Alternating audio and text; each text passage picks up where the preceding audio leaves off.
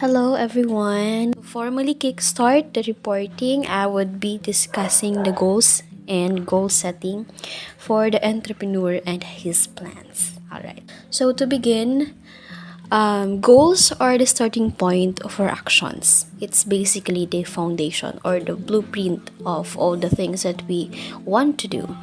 So, acting begins with setting goals, what the entrepreneur wants to achieve in a given time period. Goals are discrepancies between a current and a future state. This discrepancy can only be reduced when the entrepreneur acts. So, when we say discrepancy, it's basically the space between setting the goal and then achieving the goal. So, in order for us to bridge that gap or that discrepancy, as is stated here, we need to make action. So as entrepreneur, let's say we're entrepreneurs. In order for us to achieve the goal, we need to, take the steps in achieving that. For example, we want to have a physical goal or a material goal. Let's say, as an entrepreneur, we want to build a business that is a commercial building. So if we want to put up a commercial building, we need to take the steps in order to do that. So in order to bridge the gap of or the discrepancy, to build a commercial building, one thing that we can do is, tap the resources of the place, consult the prices of the materials that we want to buy in order for us to build the project, things like that. So it's basically taking the steps in achieving the goal. That's one thing that we can do to bridge the discrepancy. So goals facilitate being self-starting because they indicate what is still to do. Without goals, the entrepreneur's actions would be sporadic and reactive, lacking consistency and purpose. So when we say sporadic, it's basically, like on a random afternoon, motivate ka na lang bigla na, ay okay, sige, gusto kong gawin to.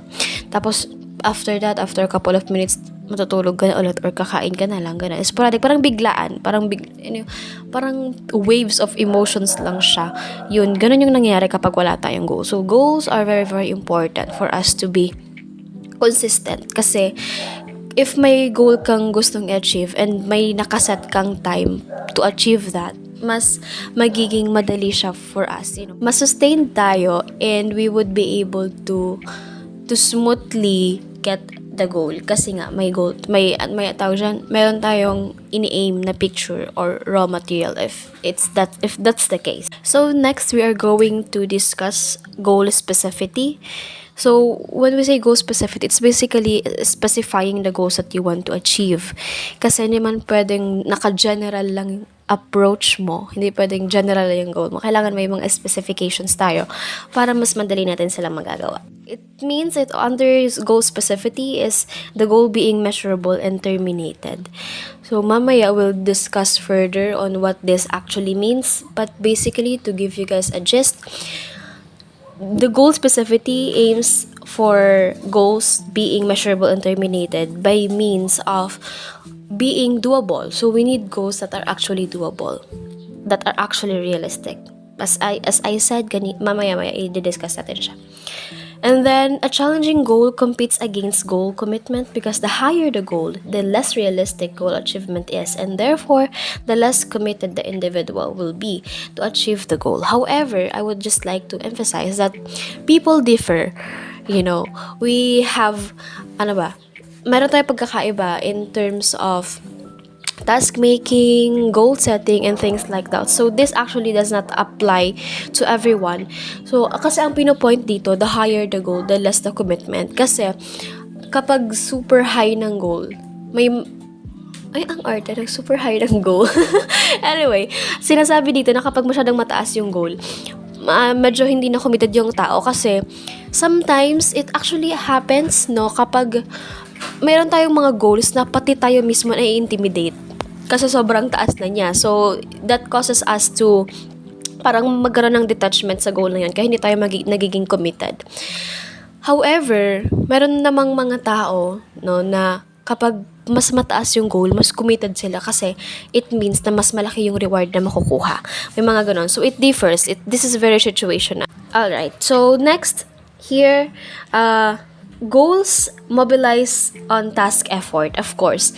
Kasi hindi naman natin ma-achieve yung ating mga goals if hindi tayo gagawa ng task or hindi tayo mag-exert ng effort into really achieving it, you know.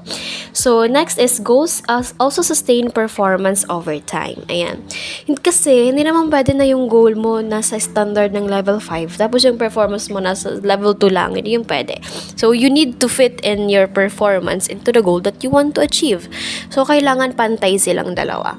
Kaya nasusustain yung performance natin. Kasi nga, basically, hindi mo na ma-achieve yung goal mo if hindi ka pantay yung performance. So, need sustained yung performance mo. Hindi rin pwede na waves ka. Hindi pwedeng ngayon, ang taas ng performance mo, tapos tomorrow, natulog ka na lang. Hindi pwedeng ganun. Dapat sustain yung performance natin. Kasi mas lalo tayong mahihirapan in achieving our goal, or worse, we wouldn't be able to achieve the aim that we really want to aim. So, next is goals stimulate strategic planning. Yes. Kapag may goals kasi tayo, I guess it's natural in human nature na automatic magkakaroon tayo ng mga plano. What we just do not, what is just not very famous sa atin is how we are going to strategize. Pero yung initiative na magkaroon ng plano, given na yun sa atin. Pero ayun nga, kapag may goals tayo, nagkakaroon tayo ng, crumbles in our minds na ay strategize ko yung plano ko para ma-achieve ko yung goal. So, one example of this is me personally, the way I do it is, the way I do strategic planning is I ladderize things. So, what I mean in ladderizing things is I take it step by step.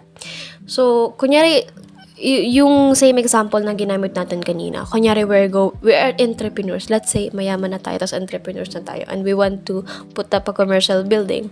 So, if we want to ladderize our tasks, what we are going to do is, okay, step 1, mag-survey muna sa area.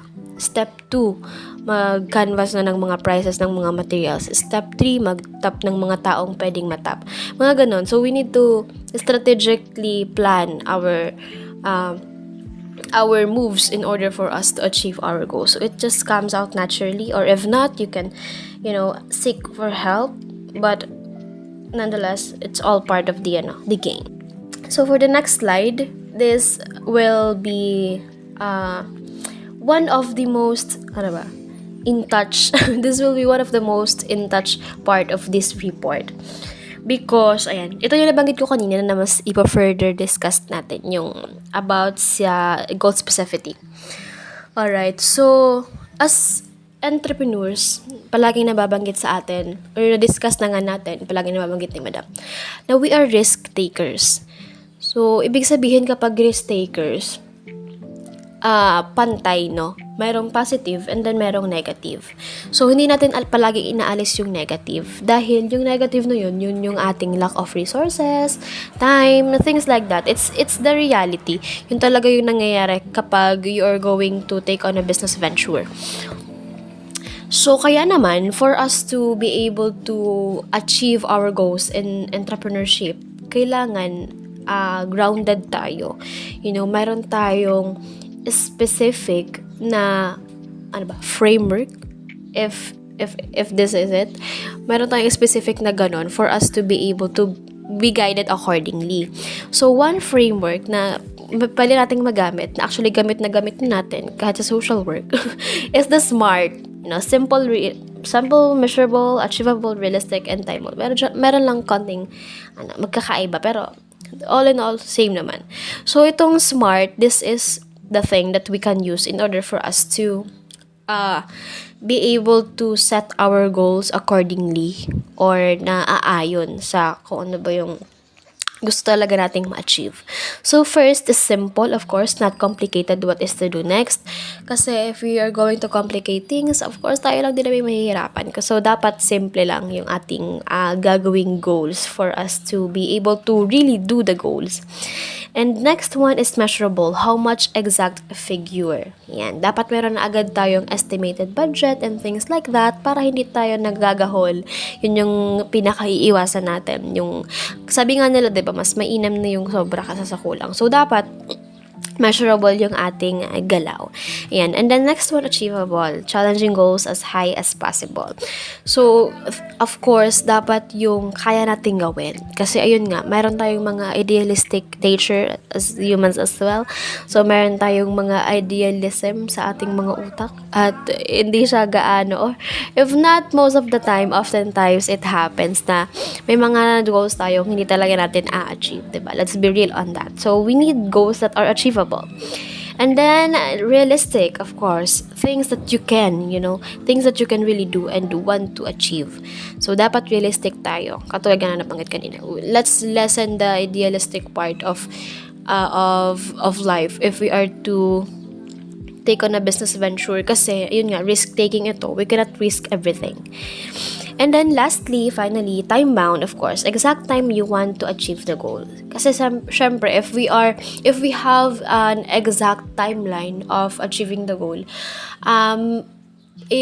papasok din dito yung nabanggit kanina, yung sa tawag dyan, yung commitment din kasi or yung sustaining the performance. Kasi if mayroon ka ng timeline ng goal na gusto mong i-achieve, mapipilitan kang gumawa. And kunyari, next month dapat tapos na to. So, you won't be able to waste days or time kasi nga, may goal ka na dapat. By this time, achieved na yung goal mo. So, that's it for the SMART and the whole goal setting. And now, we are going to move on with the plans and planning. Thank you so much. Sa bahaging ito, malalaman natin kung ano nga ba ang kahalagahan ng pagkakaroon ng plano at paggawa nito sa isang entrepreneur na naghahangad na magkaroon ng business venture. Planning is an important part of personal initiative and self-regulation because the ultimate goal of these two concepts is achieving goals.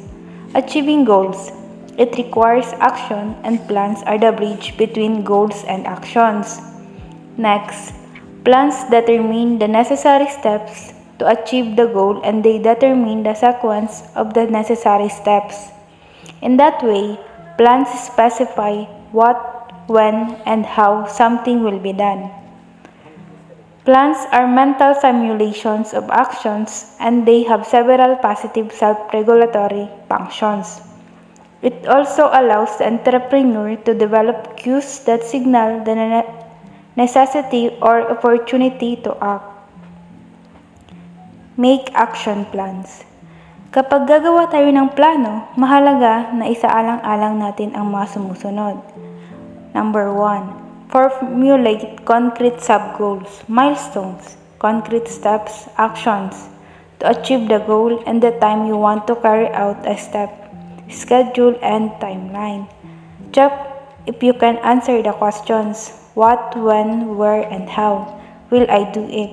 3 W's and 1 H regarding each action step. Number 2. Fix time and date of the first step of your plan. Number 3. Formulate if situation X, then action Y rules to prepare for opportunities. Number 4. Formulate backup plans for problems that might occur. Number 5. Be stable on goals but adjust action plans if necessary. So throughout this process, it will help the entrepreneurs to focus on the steps that necessary to follow to make their business ideas become successful and achieve their goals and objectives. This also helps to create a strategic plan for your business to grow and expand. So now we will proceed to the next topic, which is the development plan.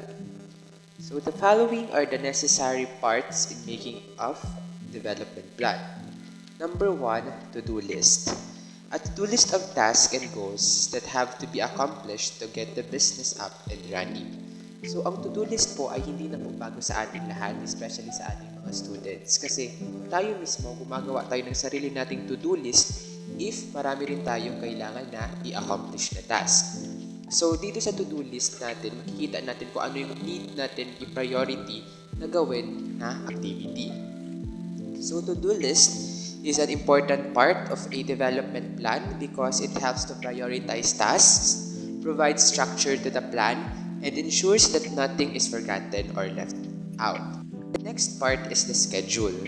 A schedule for the next few weeks that highlights the steps and milestones in the process of getting the business up and running.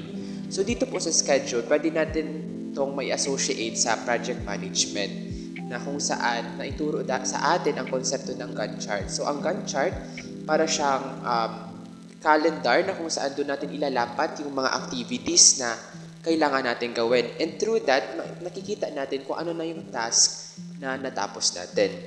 So a schedule is a critical component of any development plan because it provides a timeline for completing tasks, helps identify potential issues, and helps you to stay on track with the project goal.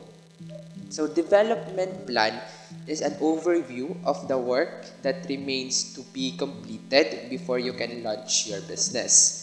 Also, a development plan helps you plan your next steps and helps you get an idea of where you are and where you are going to be with your company in the following weeks and months. So dito, ang development plan, ito yung parang magiging guide natin kung saan patungo ang ating business. So it includes the most important milestones for setup.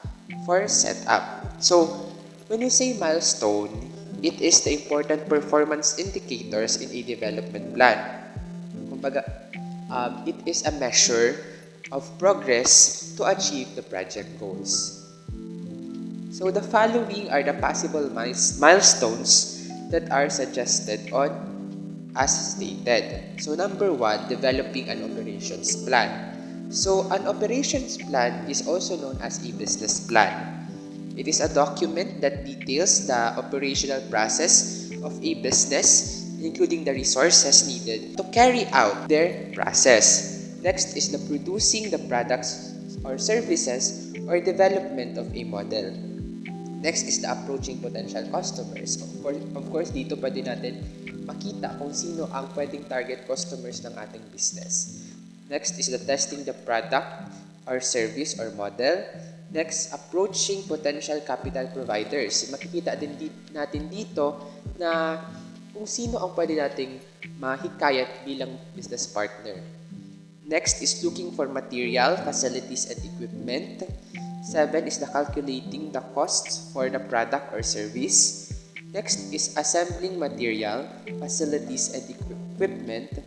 Last but not the least, developing a marketing strategy such as the price, place, promotion, and the packaging. So, good evening everyone. I'll be discussing the short and mid-term development plan.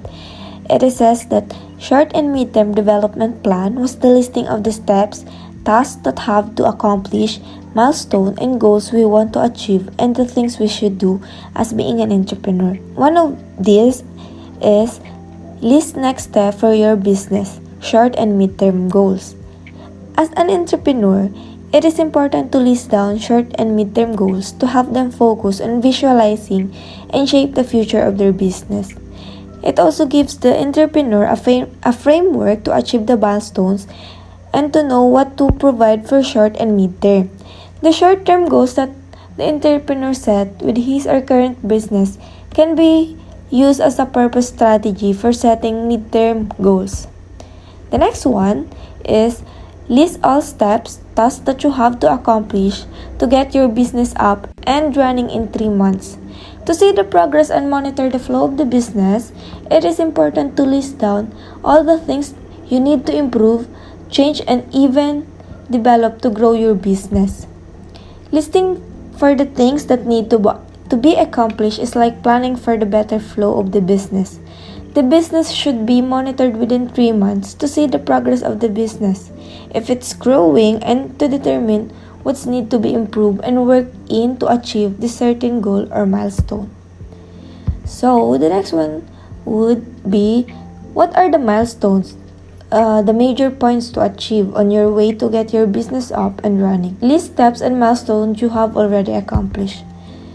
The major points or milestones to achieve as an entrepreneur are seeing orders or purchase daily, including repeat of orders. It is a milestone when you know customers are embracing the products you have and it is being pulled by the market, yung parang mabenta. And of course, listing this milestone would also help entrepreneur to see how fast or slow does his business grow and how far the business achieve. And also, it is easier to identify responsibilities, track results, and important significant progress in the process of your growing business. Next one is make sure that the goals are smart. Simple, measurable, achievement-oriented, realistic, time-bound. Make sure that the goals are simple, that you know you can overcome challenges within it. Measurable, that you know how to do process progress if your business have been successful or not. Achievement-oriented, because it gives the entrepreneur a clear focus to target these certain goals. Also, the achievement shows the process from starting to current state of the business. If it's kung successful ba siya or not. A goal which is more realistic could help the entrepreneur to maximize his time and resources to achieve these goals. Being more realistic means the entrepreneur is connecting with the reality, and so he or she can determine what's needed to innovate and develop. It is time bound because in every goal, there is a need to target dates or deadline to focus on when working something toward. We should be aware of the time we consume in aiming target dates to accomplish it with that period of time. So the last one would be write next to each step tasks and milestones the day or week when you want to have it accomplished. After achieving goals, listing accomplishment, it will also important to still list down your target step, tasks and milestone to still continue to produce and manage a successful business. So, it is important na tuloy-tuloy pa rin yung paggawa natin ng listing, i-list natin yung mga kailangan natin i-accomplish, mga milestones natin so that we can monitor kung paano nag-grow yung business natin. If it's, kung nandun pa rin siya sa balance na rating niya or bumababa siya or tumataas. And that's how we can monitor how our business progress and how we market our products. Yun lang po. Thank you. Hello po. So, I'll presenting the long-term goals and objective part of this presentation. So, this part is an overview of your long-term goals for the business that you may manage or taking. Parang the same lang sa short-term, but the difference is the lifespan, which is, it is a long-term goals that last in 1 year. So, it composed of corresponding objectives in a form of a list that you have to accomplish to achieve those long-term goals. So, the next slide, you will see the possible examples of a long-term goals that you can put in a list that may be achieved in 1 year. So, these examples are the product performance goals like the product quality or customer service. Next is the financial performance goals like the survival of the business, growth in profit, and the amount of the revenues. The market share goals, reducing production costs, broader product line, better distribution network like the internet usage, a stronger brand like being recognized and remembered better by the target group, superior on-time delivery, a wider geographic coverage, and lastly, the higher customer satisfaction. So, in the next slide, think that where do you want your business to be in 1 year? In order to achieve the bigger picture that you have thought, make a plan for the next months. In these 3 steps, you can give progress markers along the way to goal achievement in order to indicate the accomplishments of your business goals. So the first one is to list your long-term goals. What could you achieve in 1 year? So make sure that the goals are aligned on the acronym SMART. So the second step is to list the objectives on the way to the long-term goal. What do you have to accomplish in order to achieve your long-term goals? And lastly, write next to each objectives the time when you want to have it accomplished in order for you to track the progress of your goals and no overlapping of the desired long-term goals. Good day everyone, let me present to you the proactivity. Proactivity implementation intention builds on strong and activated goals that are set by an entrepreneur. Proactive means making things happen or change rather than reacting to events. Kumbaga, may pagkukusa ang isang tao at ginagawang posible ang isang bagay. Kaya niya ring kontrolin ang isang bagay bago pa ito maging problema. Goals also facilitate getting started if they are specific, challenging, and accepted, which means that the entrepreneur is committed to the goal. Mas mapapadali daw simulan ang isang layunin kung ito ay specific, which means goals that have clear and well-defined objectives. At challenging, yung goal na itetest ang ating mga kakayahan. A specific goal means that it is measurable, exactly tell when and how much or how good something will be achieved.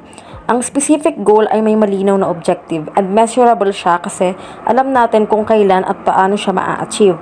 Higit sa lahat, mas mapapadali nitong makamit ang isang goal. Challenging goal implies that a high goal and entrepreneur has to put very much effort into it to achieve the goal. Ito yung uri ng goal na kung saan masusubok ang limits natin at the same time mas mai-improve yung mga kakayahan natin kasi we need to think bigger.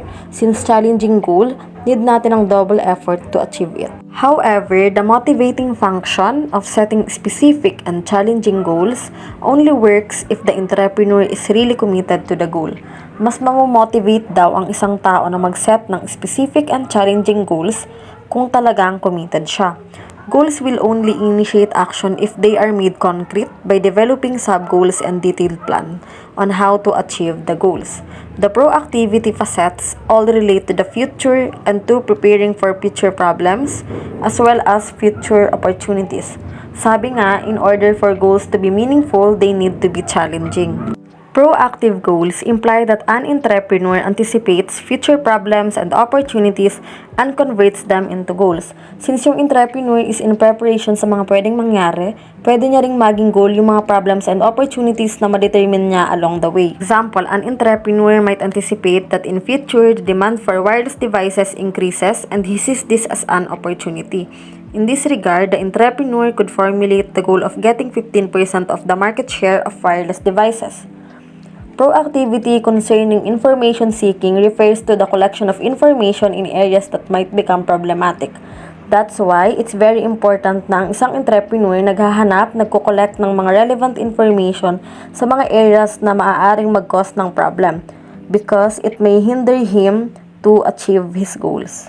Proactive plan implies two things. First, the entrepreneur should develop backup plans to be prepared if things fail. As an entrepreneur po, ang pagkakaroon ng backup plan ay mahalaga sapagkat ito yung magsisilbing gabay kapag may mga hindi inaasahang pangyayari sa business and ito rin po yung way to continue pursuing the goal. Second, the entrepreneur should develop plans on how to exploit an opportunity if it suddenly arises. Dito po, kapag yung mga naitalagang plano ay ready na, ang entrepreneur ay may kakayahan na mag-introduce ng new products and services and ito rin po yung magreresulta sa pagkakaroon nila ng advantage sa kanilang mga kakompetensya. Regarding naman po sa feedback seeking and monitoring, proactivity means that the entrepreneur develop pre-signals. Pre-signals tell the entrepreneur in time that problems or opportunities will occur in the future. For example, a decrease in the number of customers might tell the entrepreneur that he or she will have serious problems with the profitability of the business in future. Be proactive. Ang pagiging proactive po ay may 5 steps. So, first is, formulate long-term goals besides short and mid-term goals. Second, anticipate future opportunities and convert them into goals and develop plans how to act on future opportunities. Third, prepare for eventualities and consider potential problem areas before problems occur in these areas. Fourth, develop backup plans, plan for problems or barriers that might occur. Fifth, develop pre-signals that point to the potential problems before they occur. Self-monitoring or monitor your actions refers to a status check process by which an entrepreneur maintain a record of his or her progress towards goal attainment. This answer questions: what was my goal and where did I want to be now? What did I do to achieve the goal and where am I now? What's the discrepancy between questions and another questions? It takes a record of your actions. Make a status check of your progress on a daily basis. Where did you want to be and where are you actually regarding your goals? This question serves as a guide of comparing and detecting a discrepancy between a target and its actual state. Nagkakaroon ng evaluation sa process o gawa ng isang entrepreneur. That if an entrepreneur falls below the expectation, this self-monitoring provides information on what the entrepreneur still has to do. It mobilizes the energy and effort to reduce the discrepancy between the actual and target state. This action include judgment of the action taken so far and evaluating progress towards a goal attainment and the consequences from the evaluations. With regards this, the entrepreneur will have the capacity or will think an immediate actions on how to survive or provide an immediate solutions to a problem. Evaluate yourself hard and fair. Self-evaluation refers to comparing the target state with the actual state. Isipin mo kung yung mga actions mo ba is sufficient so far para ma-reach yung mga points na goals mo. So, number 1 is evaluate the progress you made regarding goal accomplishment.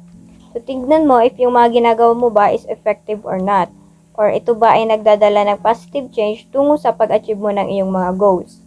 Pangalawa is be proud of your accomplishment and reward yourself for your accomplishments. So, paminsan-minsan kapag may nagagawa tayong maganda or halimbawa may natapos na tayong gawain, hindi naman masama na i-treat natin yung sarili natin paminsan-minsan.